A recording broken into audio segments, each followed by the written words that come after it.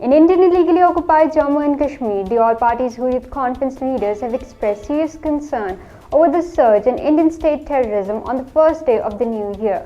According to Kashmir Media Service, APHC leaders Mohammad Yasin Atais, Amruda Habib, Yasmin Raja, Dr. Musaib and Maulvi Sajjad Nadwi, in their separate statements issued in Srinagar, described the prevailing situation in the occupied territory as extremely grim with regards to the protection of civilians.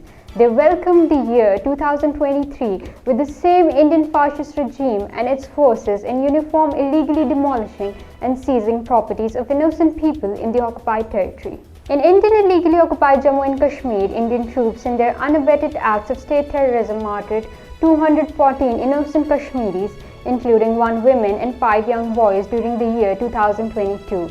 According to a report released by the research section of Kashmir Media Service today, 57 of the martyrs were killed in fake encounters and custody. The jailed APHC leader Altaf Ahmed Shah also died during his continued illegal detention in the infamous Indian Tihar jail.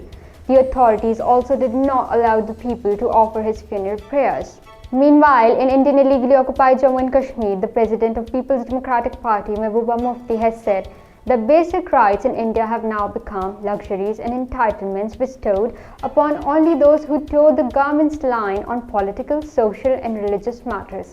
Mehbooba Mufti, in a letter to Chief Justice of India, said that the trust deficit and growing alienation has only widened in Indian illegally occupied Jammu and Kashmir since the abrogation of Article 370 in 2019.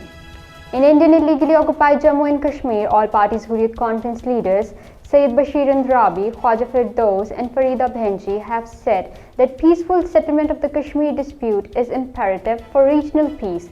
In a joint statement issued in Srinagar, the leaders have said that unless and until the Kashmiri people are not given the right to decide their future, peace cannot be established in the South Asian region. They also said that due to India's stubbornness, this dispute is still unresolved. In Indian illegally occupied Jammu and Kashmir, Indian Forces personnel have launched a search operation at several villages in Samba district.